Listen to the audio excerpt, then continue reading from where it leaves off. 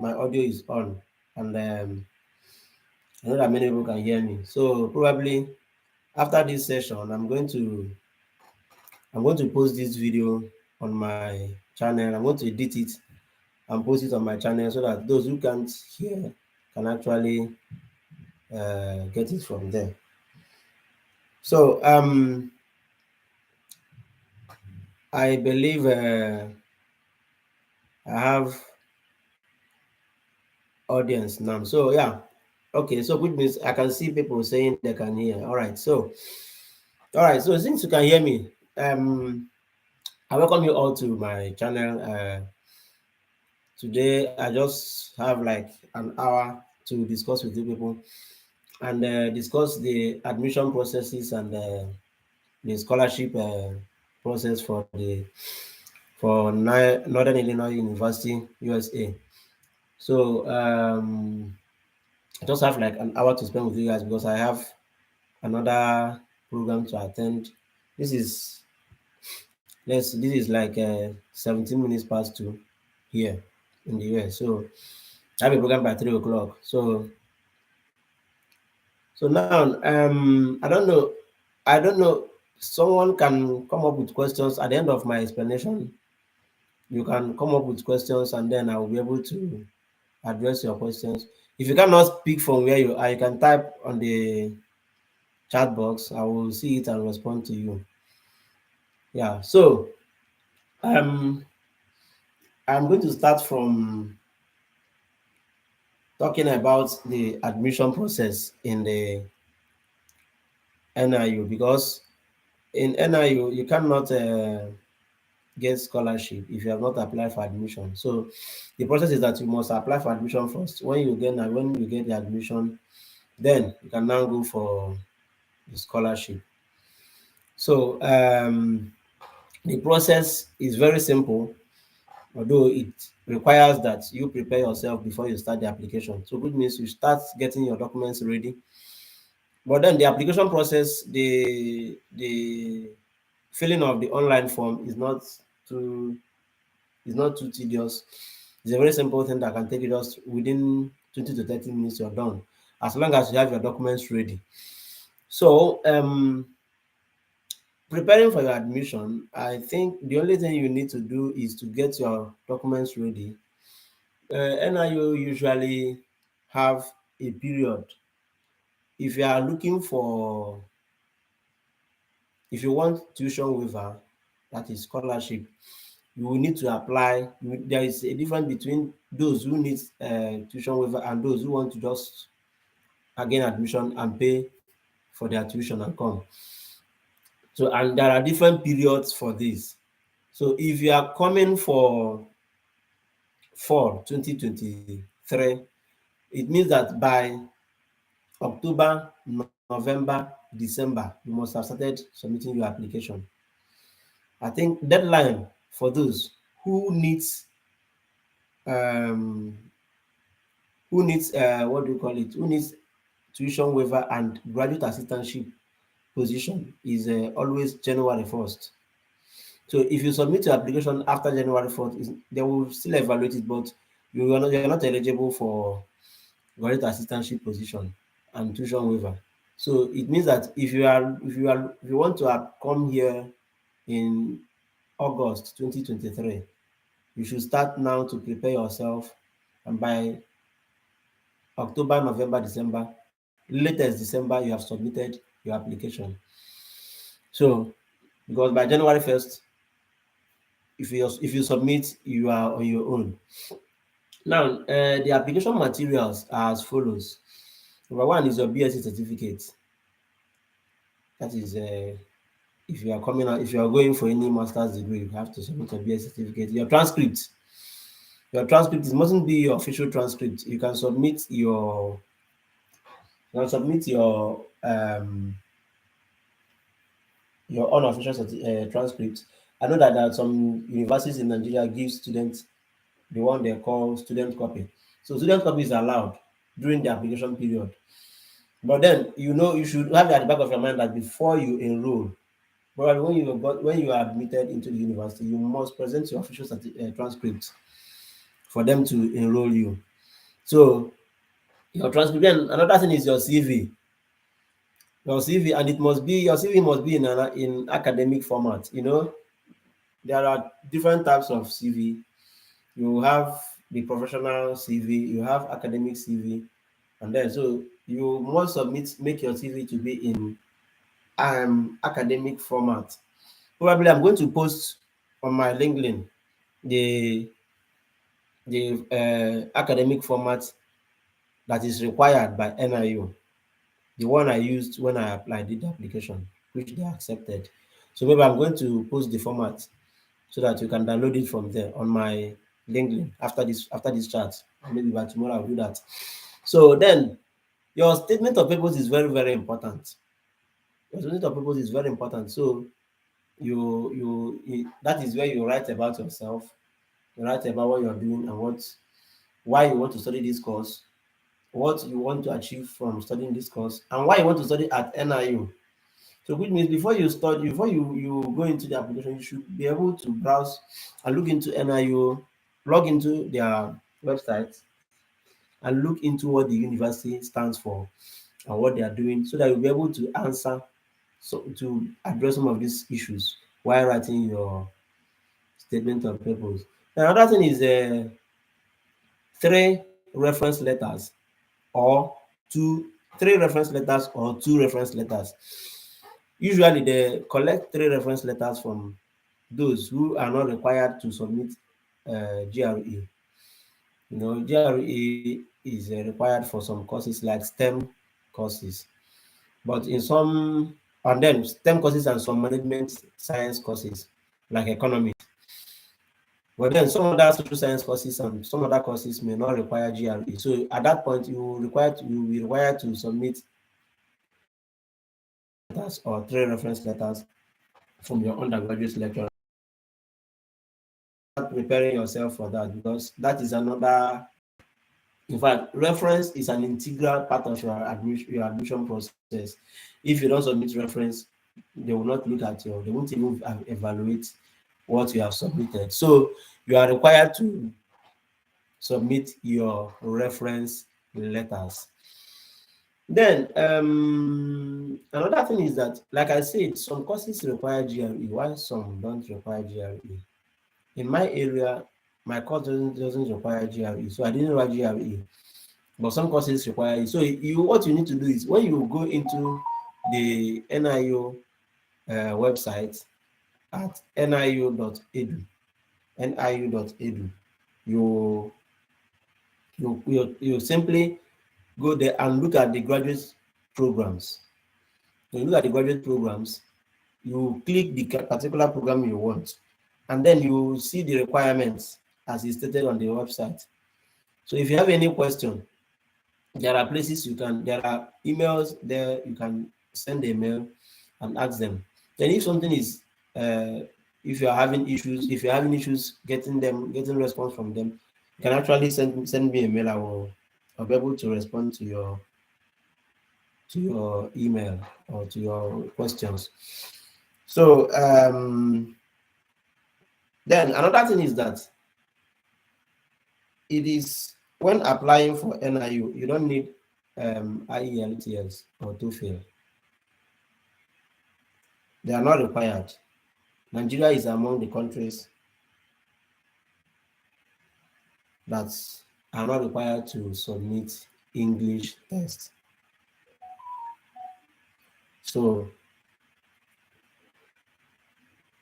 if you are submitting an application, just have it at the back of your mind that you don't need to submit English requirements. So for those of you that are asking me if they are required to write IELTS, no. NIU that I know don't require IELTS from Nigerians generally, whether any course you're applying, then it's not required. So forget about English. What you need to submit is a English proficiency letter from your university. So you know how to get that from your university. So that is that. Then that is for admission. So like I said, you submit the deadline for submission of admission for those coming for fall 2023 is by January 2023. Like for myself, I submitted my application in December 2021 because I arrived here this August. So I submitted my application in December 2021 and was able to, they sent me a mail around January that my application has been received and they are looking at it. So around March, I got a mail from them saying that I've been admitted. And then because I submitted before the deadline, for those who are looking for tuition waiver and graduate assistantship, I was recommended by the department to apply for scholarship and graduate assistantship, which I submitted the application in March. And by April, they invited me for an interview, virtual interview like this through Zoom. After that interview, by May, I got the scholarship award letter. And then I started the visa application process in May. So that is that for admission. So you must get admission first before you talk of scholarship. And you may not need to send a mail to, some people are asking if they can send a mail to a lecturer or a professor. You may not need that. Just go straight and apply. Now, mind you that the people that evaluate your admission are your department, not the graduate school. So when you submit your admission, the graduate school will transfer your admission to your department. They are the ones that will evaluate it. And mind you that NIU admissions are very, very competitive. From records we had, in my department alone, about over 500 students submitted. And fortunately or unfortunately, it was only 2 people that were taken from Africa. So you really need to write a very wonderful statement of purpose that will make it to stand out. I am the only Nigerian in that department. And then we have 1 Ghanaian. So we are just 2 from the whole of Africa admitted to this course and given full funded with a graduate assistantship position. They are paying us monthly stipend. So, and their monthly stipend, I tell you most solemnly, is I will not mention the amount, but the monthly stipend they are paying me as a graduate assistant is more than what they are paying a professor in Nigerian university. That is how bad it is in Nigeria. So you see, just as a student, you are getting such huge amounts monthly. Talk more of when you graduate and then start working here. So this place is good. Now that is for admission. Then we go to the scholarship. I said I'm going to explain the questions on that scholarship application. Now, the department will give you the link. You cannot log into the scholarship application. That's why I said admission determines your scholarship. You can't apply for the scholarship direct. You must have an admission, because when you have an admission, they will give you what they call Z number. That is your student number. That is the number and the email. They will give you student number and they will issue you a student email. That is the number and the email that will give you the access to their scholarship portal. The scholarship portal is different from the admission portal. So it's not the same site. So you can only, it's only when they recommend you for scholarship that you will have that link. If they don't recommend you for that scholarship, you cannot have that link, you cannot have access to that place. So I posted it on my LinkedIn, the questions which I addressed when I applied for the scholarship. And the questions, the first question was where they asked me to discuss about topics that cannot be found in my transcript or my resume. That is the issue. What I should talk about is what are not in my transcript or in my CV, because they already have my CV and where I have my transcript. So they require that I say something different. So it's not you just go and start repeating all you have. Maybe you start saying talking about your work experience and all that. All those things are already in your in your CV. So at this point, what you are required to do now, if you look at that number one question, it says topic should include but are not limited to background of current situation. That is number one question. Why you choose your major field? That is number two question. And then plans for the future. That is number three. So you see, this question is 3 in 1, and is you are required to write not less than 500 words, not more than 500 words. You can write. It's not more than 500 words, but not less than 300 words. So I always, when they say you should write 500 words, try to at least get to at least 400 words, and then go straight to the point. Now, in treating this question, the first thing you should write there is they say you should talk about the background of your current situation.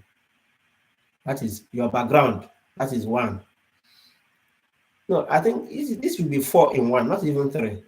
You talk about your background, you talk about your current situation, you talk about why you chose to study that course, and then talk about your plans for future. So it's 4 questions in 1 question. So now I will look at the charts later to see the questions I may answer there.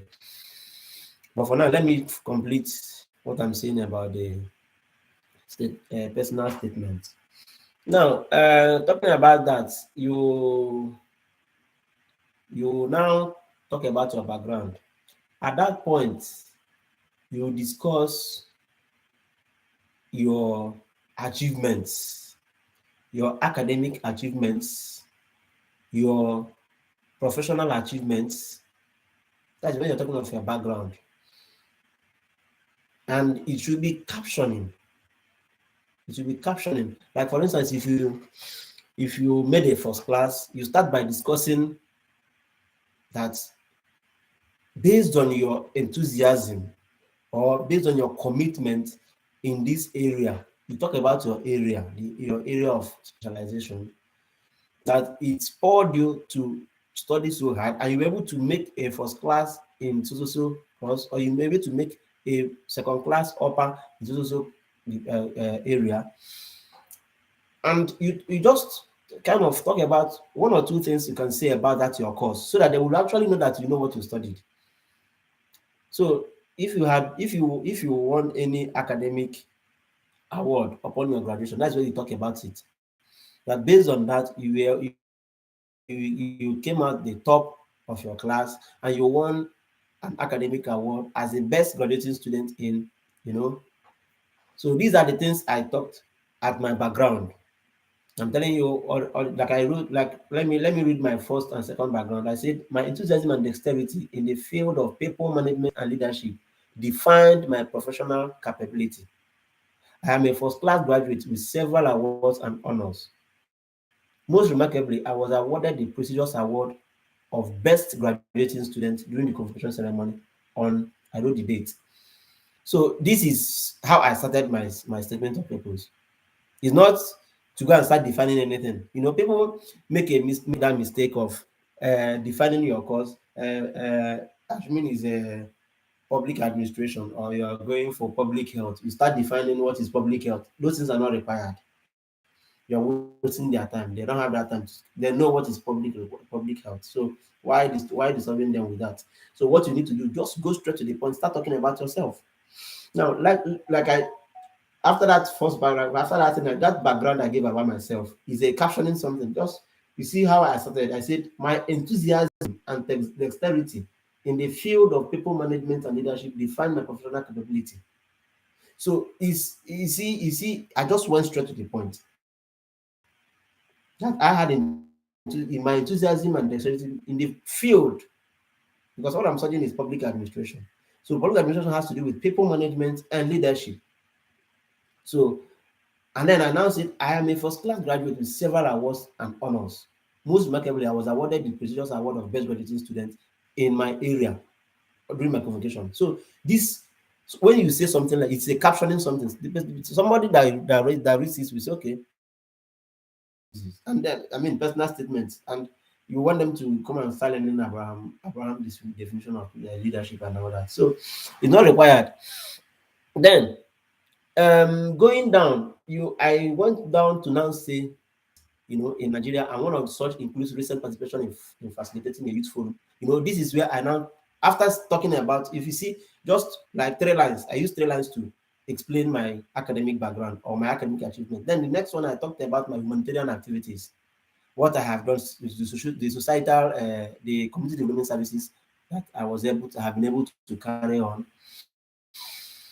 Then I now mention, because if you talk about you did some community or humanitarian activities, you need to mention one or two. And when you're mentioning it, you mention it to figures of the people you were able to impact on. Because, like for instance, what I said there was that I said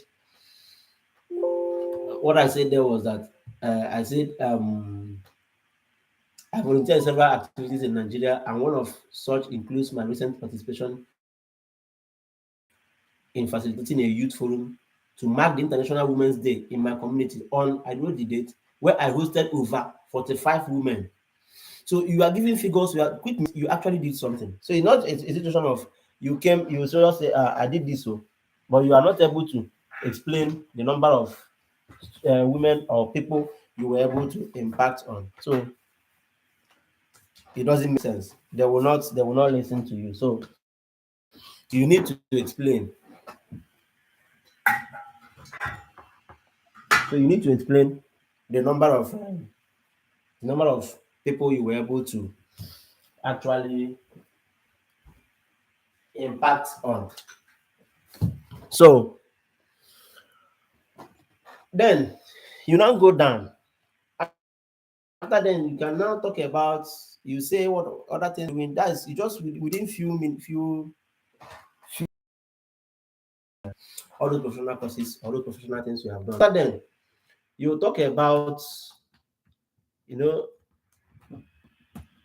you don't need to waste much time in doing this because you have limited number of words to discuss. That is it. Then going down, you talk about your current situation because the question says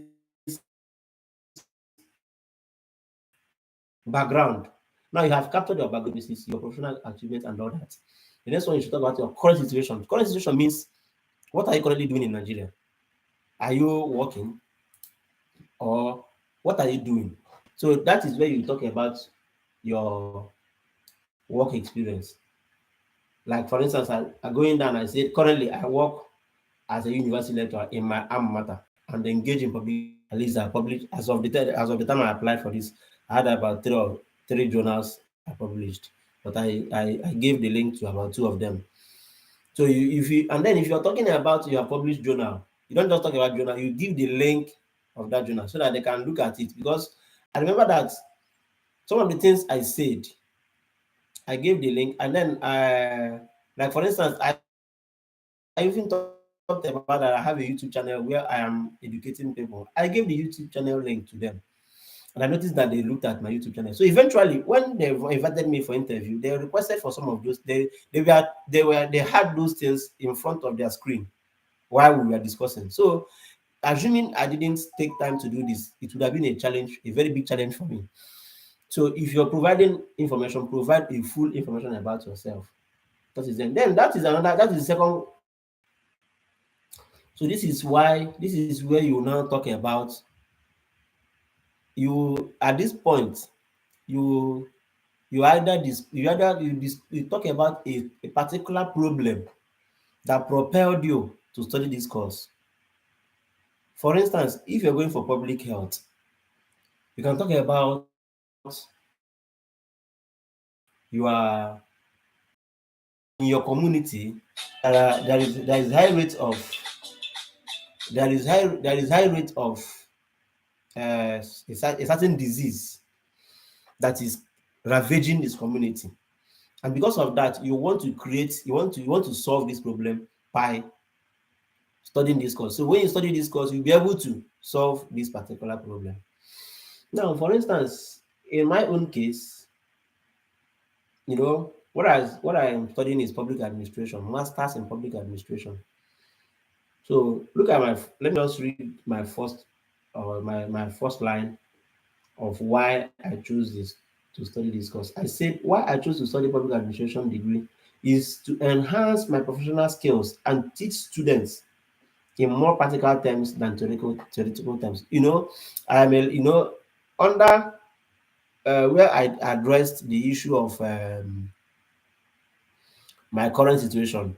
I talked about my job. I'm a lecturer in Nigeria, so I say that I'm a lecturer there. So now, if like looking at what I said, going to the next stage, I linked it up with what I with I linked it up. I linked my job with why I want to study this course.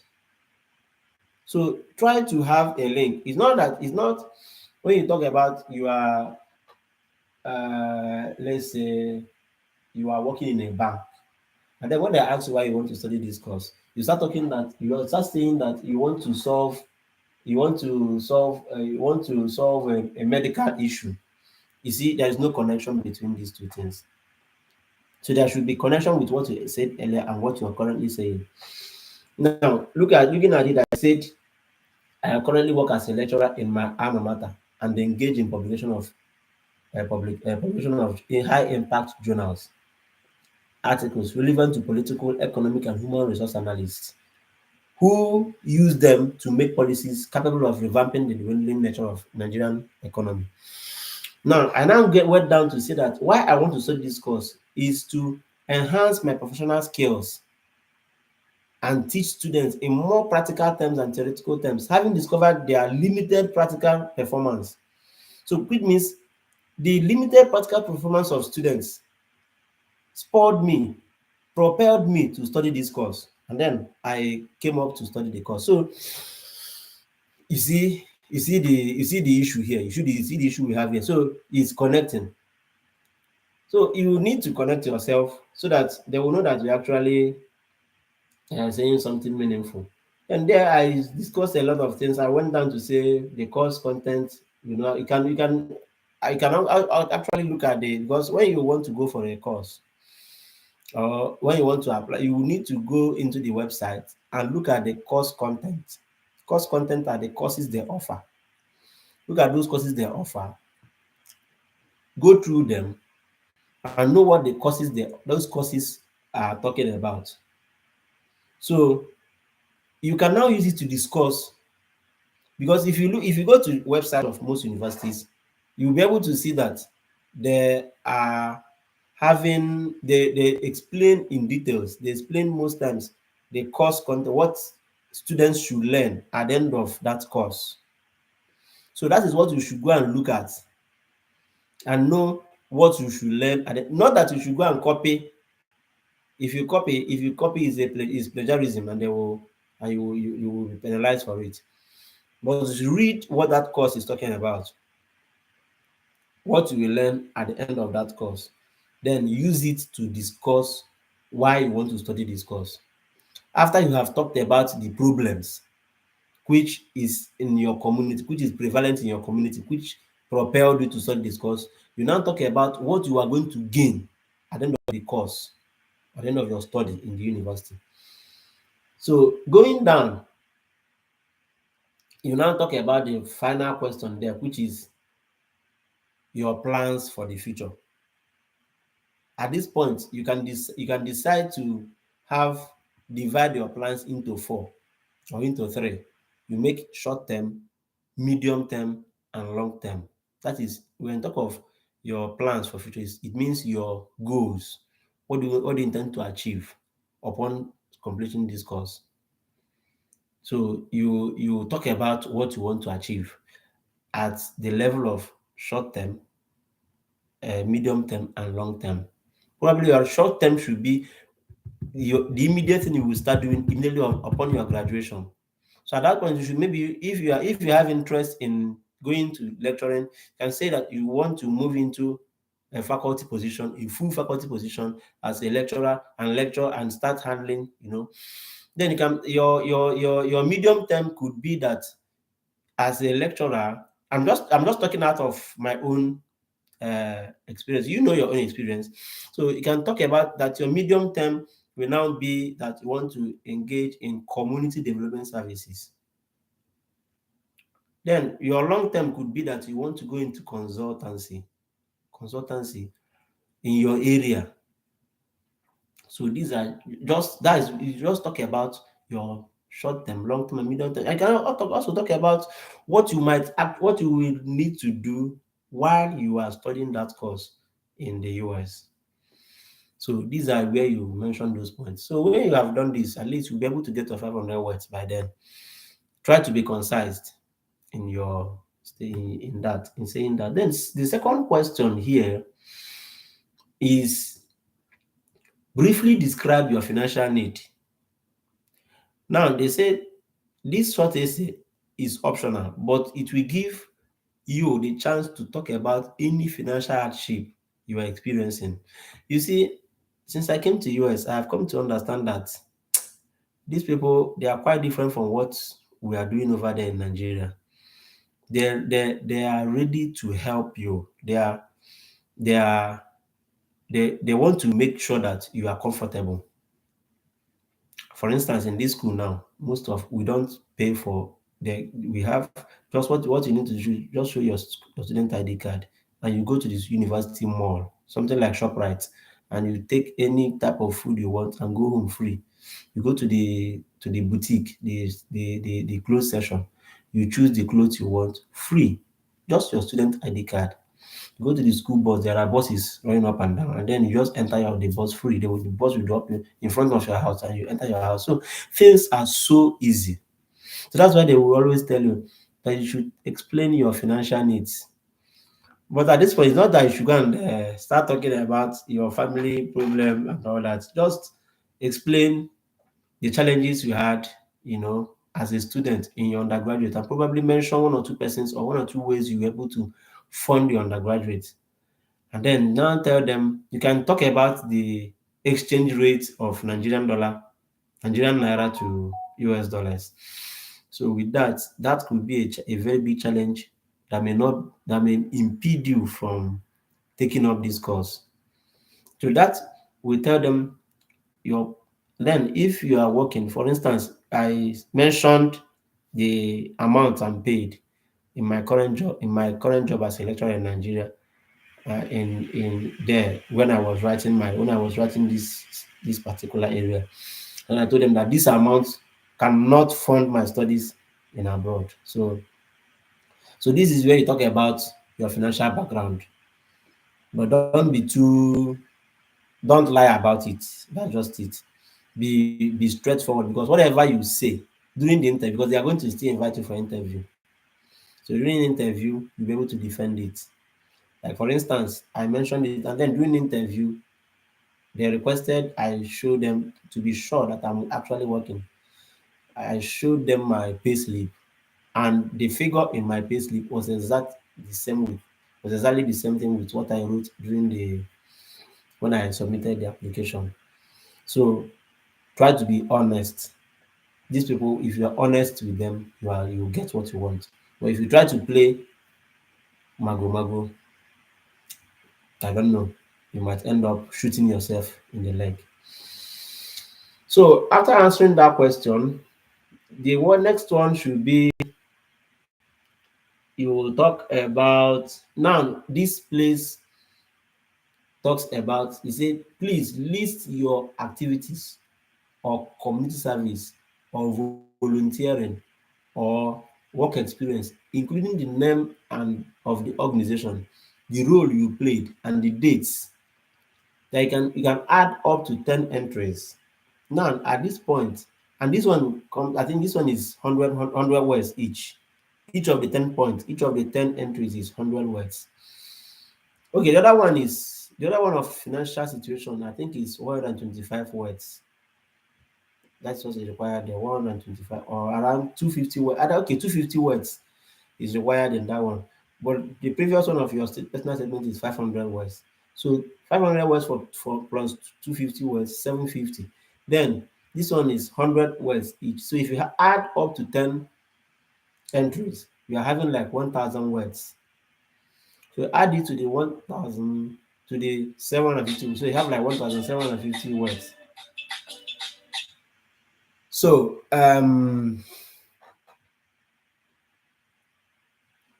here you talk about your community development services, your work experience. You know, these people are very, very interested in volunteering. What you're coming to study is to an extent none of their problem or none of their concern. They are more concerned in how are you helping society, because here volunteering is something that is required of every student. Each day we volunteer here. There are so many things, there are so many activities going on in the school, and you are required. Last 2 days ago, I volunteered in helping my department chair to, you know, to transport some of the items people donate, because the man he has a non-profit organization that is helping the girl child education in Tanzania.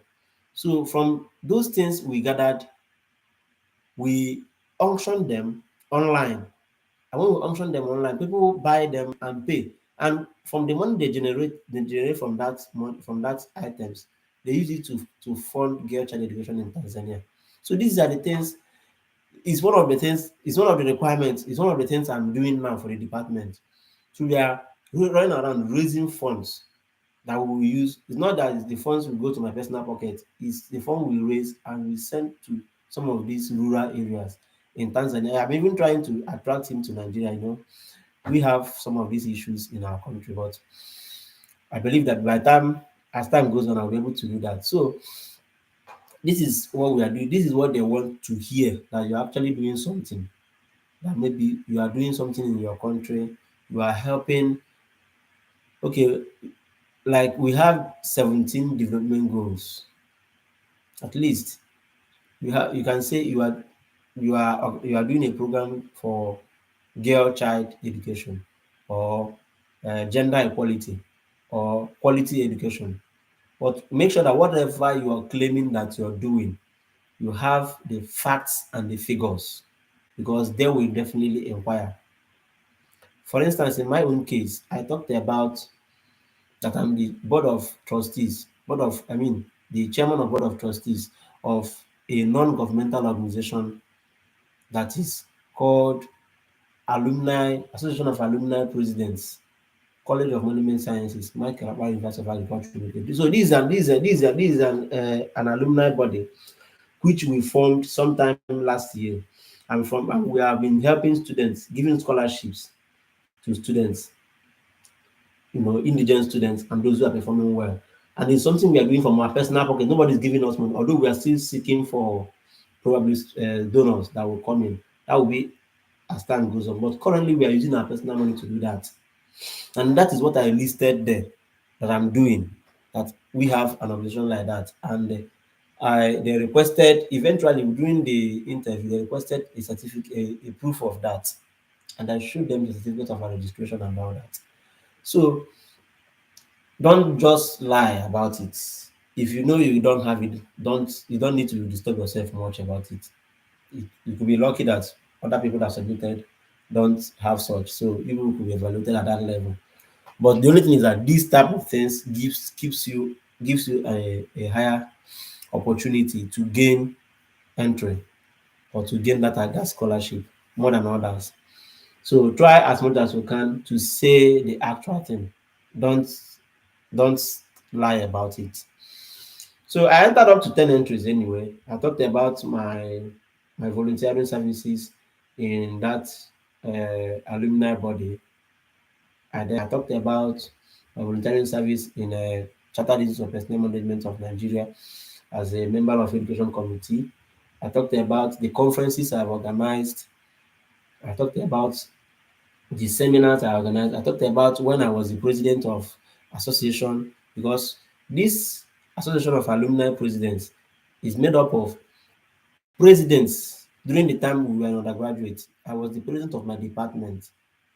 So I summoned other presidents from other departments and said, let us have this group where we can be helping students, because most of us are currently, some of them are in abroad, some of them are still in Nigeria and all that. So I said, since people are working and God has blessed you somewhere, let us form this alumni body to see how we can give back to the society.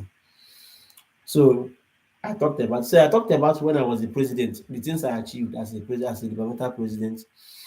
And then I talked about when I volunteered during my National Youth Service, during my NYSC. I was a member of SDG.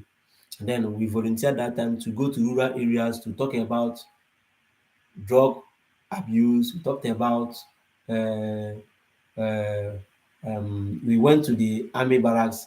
I talked about some of the things we did as members of SDGs, Sustainable Development Goals, CDS group. So, and eventually, at the end of the day, they requested for certificates of all these things. So, whatever you're writing, make sure you have the certificate. Don't just write because you want to write. Then, like I said, I put up to 10 entries. I thought about my work experience, what I'm doing in my current job, how I am impacting on students, what I have done so far for my university and all that. So these are my personal things. I may not be able to share it with you guys because it's not you or maybe I don't know. I don't think it's necessary for me to share, but I can only share some of the salient points I made there, which can now be your own words.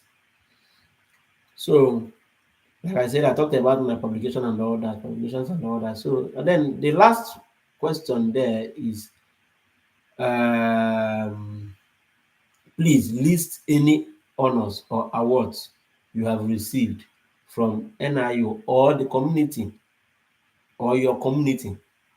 So at this point, you talk about awards you have received, honors, you know, and these are the things. After talking, this is I think this is the last question there. So if you have received the award, you talk about the award and that I think it's all you can put up to 10 awards, and each of the 10 has 100 words each required for you to submit, for you to talk about. So, so that is where you talk about your awards you have won and all that. So, my dear people, this is just the scholarship application questions. They are not too hard. So, what you need to do now is to start checking yourself. Can I push for this?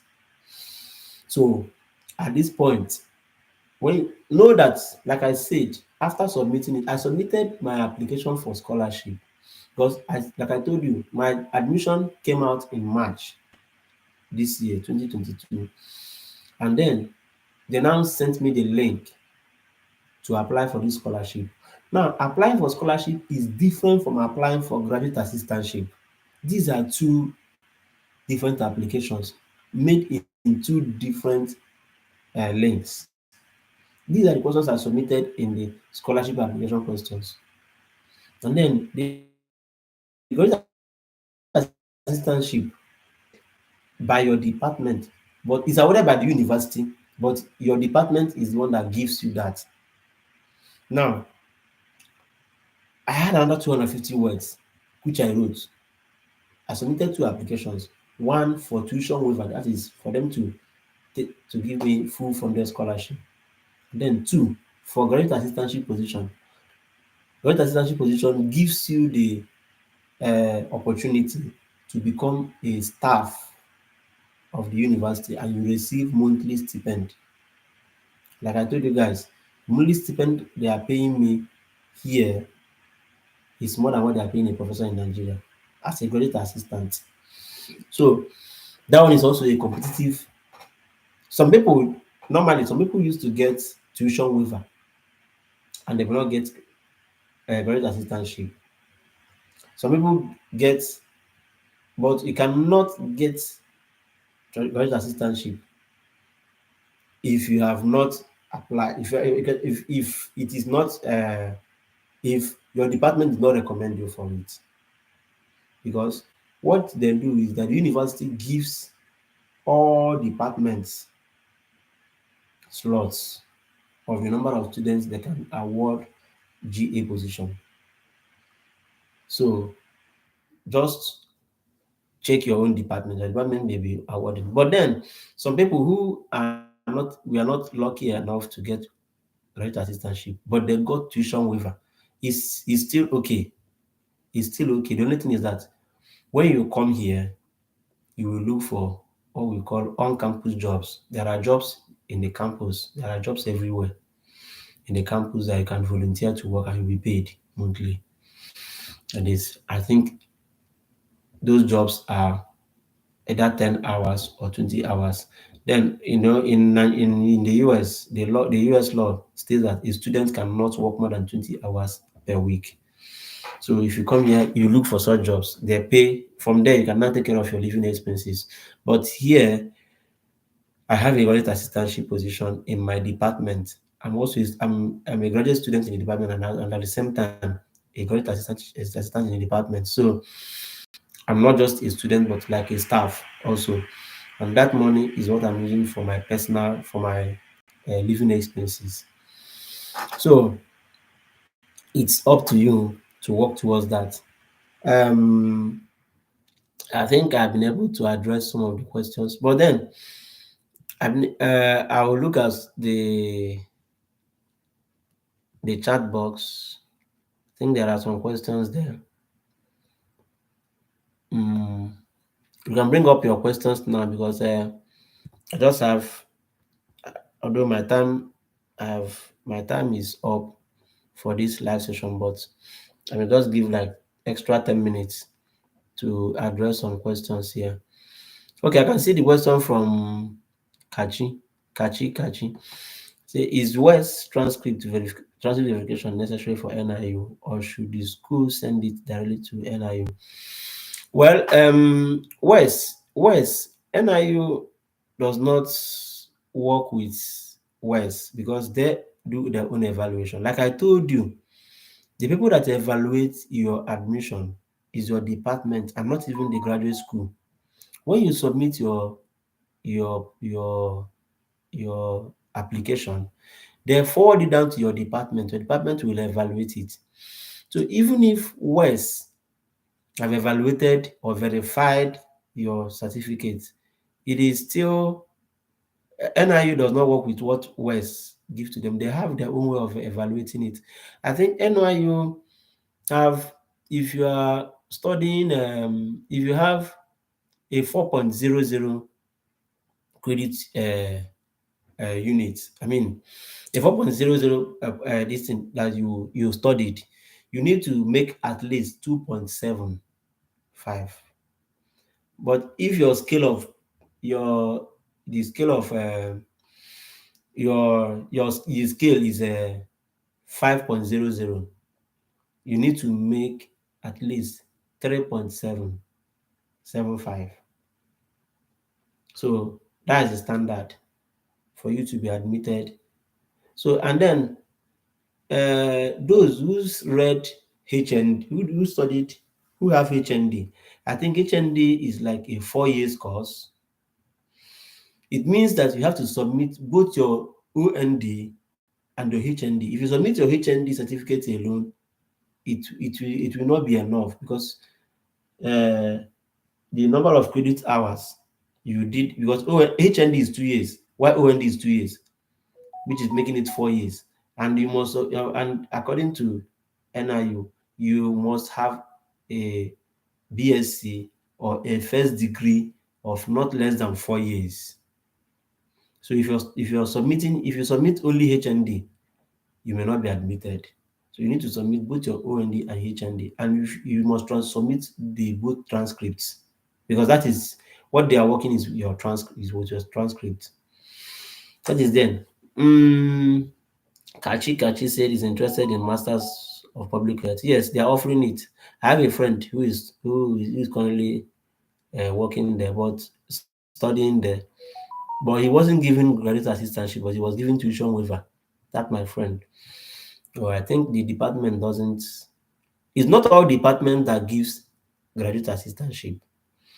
Graduate assistantship is a position given to very, just like I told you, we are only two in the department from Africa that received tuition waiver and graduate assistantship. Some other people, we are like 12 in the department. Some other people got tuition waivers, that is full funded, but they didn't get this graduate assistantship. And most time when they get graduate assistantship, they are nurturing you to become a full faculty member. Because as a graduate assistant, you will be doing research and you'll be teaching the undergraduates. So here now, I am a research assistant and I'm under a professor. We are doing research together and we're going to class to teach undergraduate students. So that is that. Mm, Point question one, you said earlier that the CV should contain basically academics, but you stated that the answering questions of yourself, you shouldn't talk about the work experience. No, understand my point. Your CV, your CV should be in academic format. What I mean by academic, because there is academic CV and there is, like I said, I'm going to post so that you understand what academic CV means. I'm going to post the format for you to prepare your CV, the CV you're going to use to apply for master's admission in NIU. They have a way you should prepare it. So, what I said is you should submit an academic CV. Your academic CV, of course, should have your work experience. Of course, you should have your work experience. So now, when you are answering, your work experience means it is just your position, the year you started and the year you ended the work. That is your academic experience. That is your work experience. But when I said in answering question, you shouldn't talk about your work experience, it doesn't mean that you shouldn't.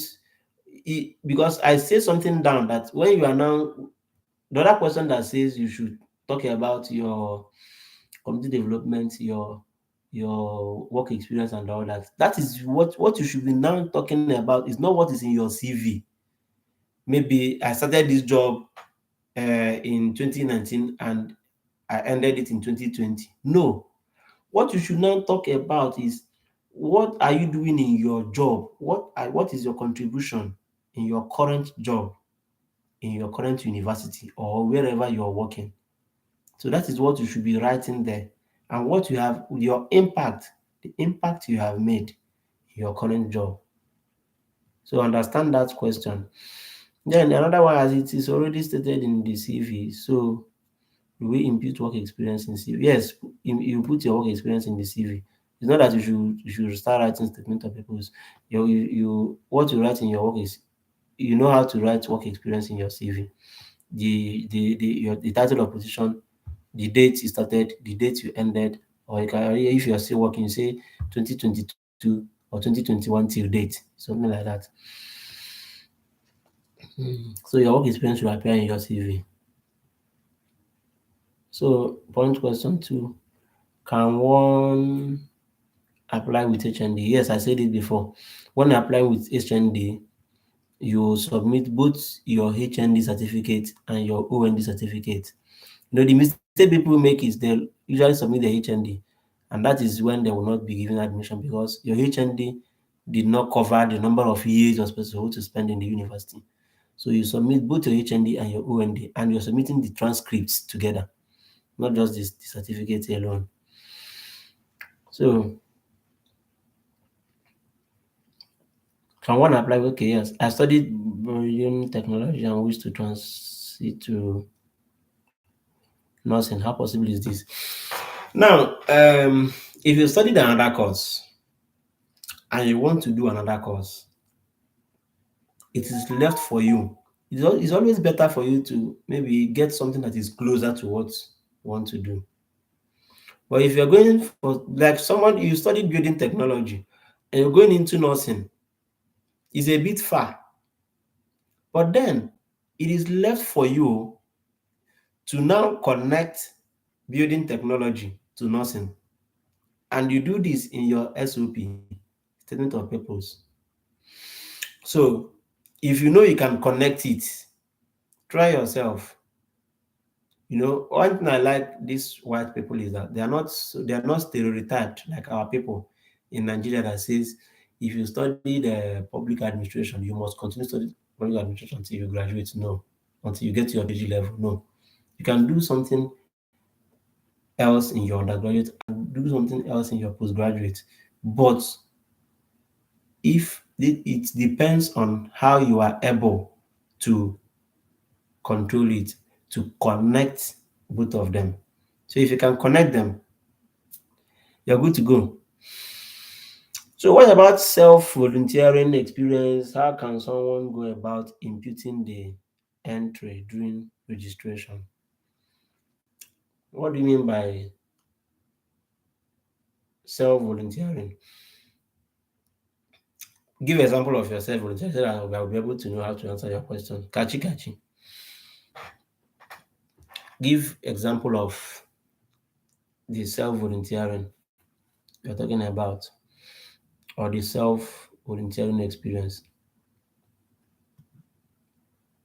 Let's see what you're talking about. So with this, I think I've been able to address some of the questions on the live chat.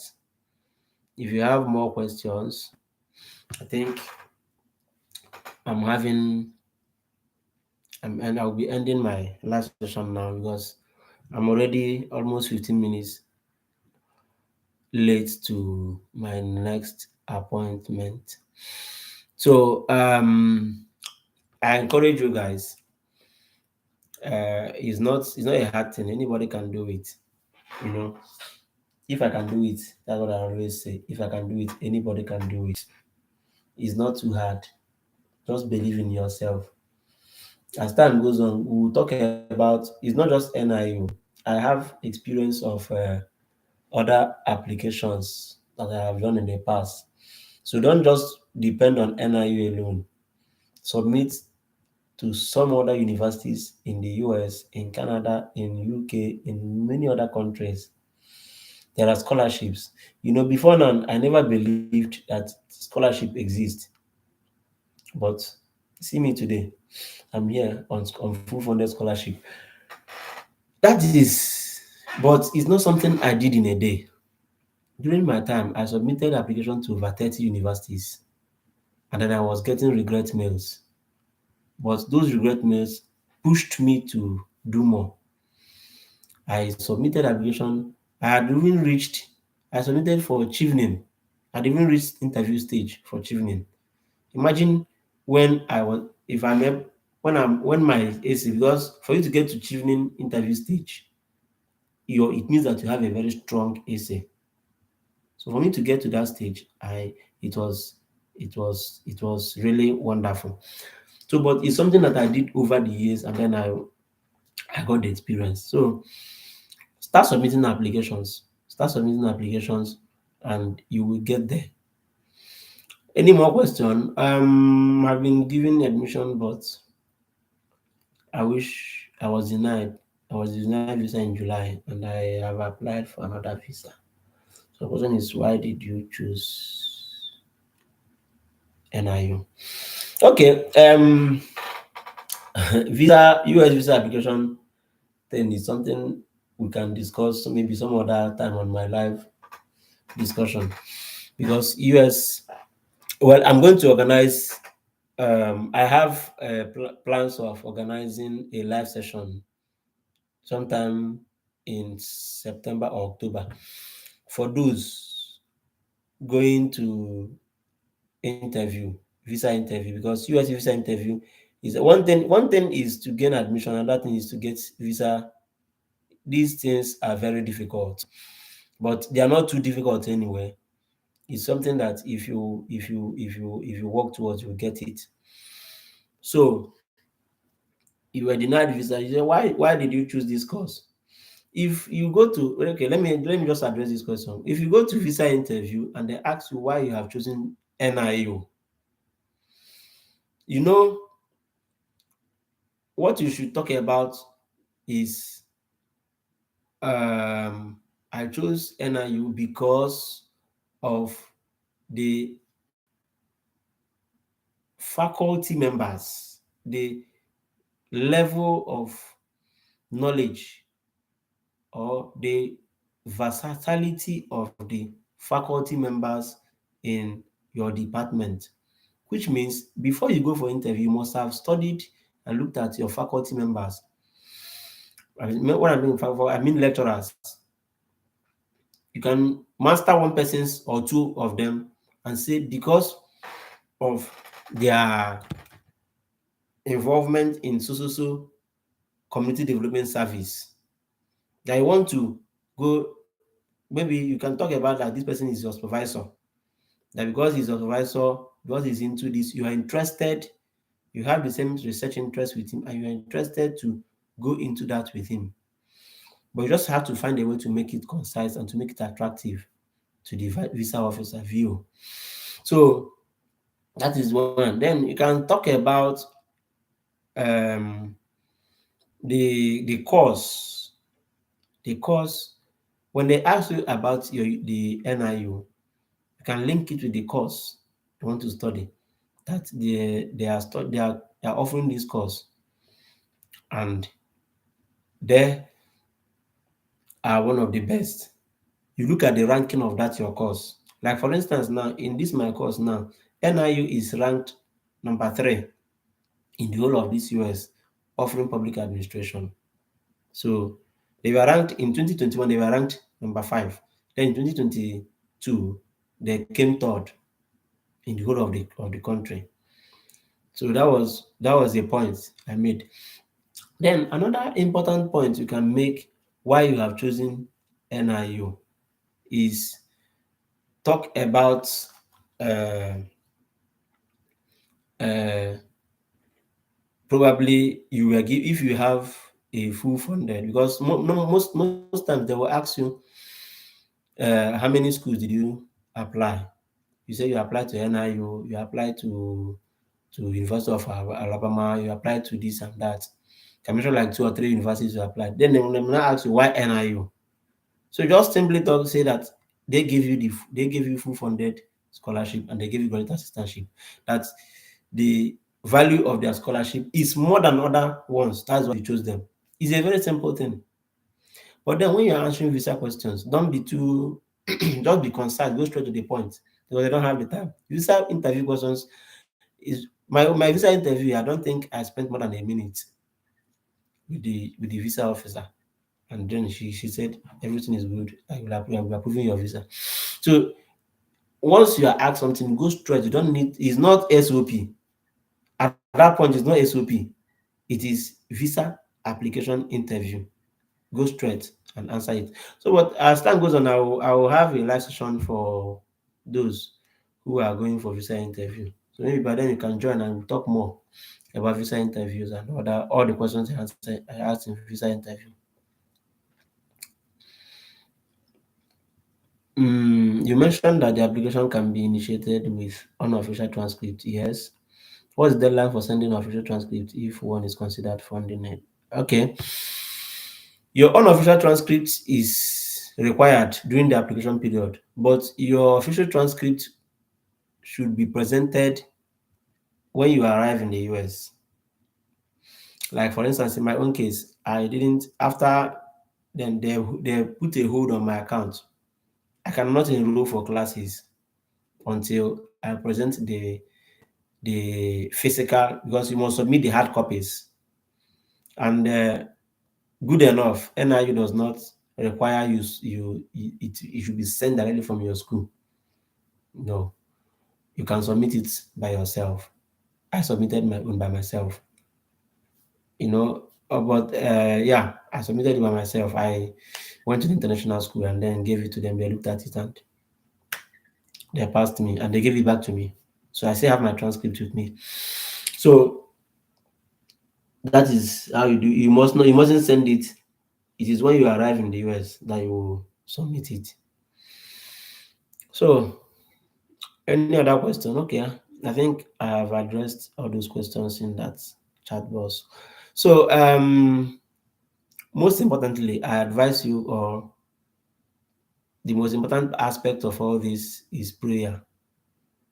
try to always pray, because prayer can make things happen for you. I succeeded today is by the grace of God. It's not because I made a first class. It's not because I am best graduating student. It's not because of this and that, but because of God's grace. So I, I, it was the grace of God. So always pray, because there is human factor in everything you're doing. There's human factor. So pray God's grace so that you'll be able to overcome factor in whatever you are doing. I remember, when going for visa interview, sometimes a viewer may just see your face and hate you. That's what I mean by human factor. So if you have the grace of God, such factors may not affect you. So always pray. Prayer is the most important thing. Prayer is the key, and you will get there.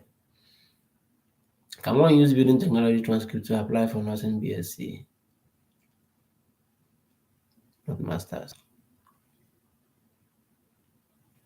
How can you use transcript for BSc to how can you use transcript of another course to apply for BSc? No, it's you. If you're using your transcript for your building technology to apply for your nursing, then you should be thinking of going for a higher degree. Otherwise, you use your O level to apply for your nursing. Yeah. So if you're applying for nursing, BSc nursing, use your O level to apply for your BSc nursing. So you can't use your transcript for another course to apply for another course on this. Do you know now? Let me advise you guys. Some of these things you might make mistake and get admission, but when you get to the interview stage for visa, they will not approve your visa. Someone came for visa interview. Someone had a BSc already, and he spent so many years after his BSc, and he going for another BSc. Does it make sense? The visa was denied, even though the person had uh, scholarship, full funded, but his visa was denied because he couldn't explain why he's going for another BSc when he already has a BSc. So there are something that you will do. It will be so obvious that you just want to try, you just want to japa. Just that's a street language we use in Nigeria for those who want to travel out. You just want to japa, and if those visa officers they know all these things, so try to not to shoot yourself in the leg. Self-volunteering, for instance, health advocacy programs, sanitation programs. Yes, these are wonderful volunteering programs. Yes, these are wonderful volunteering programs. Like when I talked about, let me tell you what I wrote on health during my NYSC. So here I wrote that during my National Youth Service program that lasted, I wrote the date. I contributed to the federal government of Nigeria Sustainable Development Goals Advocacy Project. Now, I say that I worked with other youth towards executing several community development projects which involved sanitization and antibiotics resistance awareness. I also conducted sensitization program on effects of prostate cancer and ways to prevent it. So, and then I talked about the beneficiaries, which are adults living in that community. So this is what I talked about in the health issue.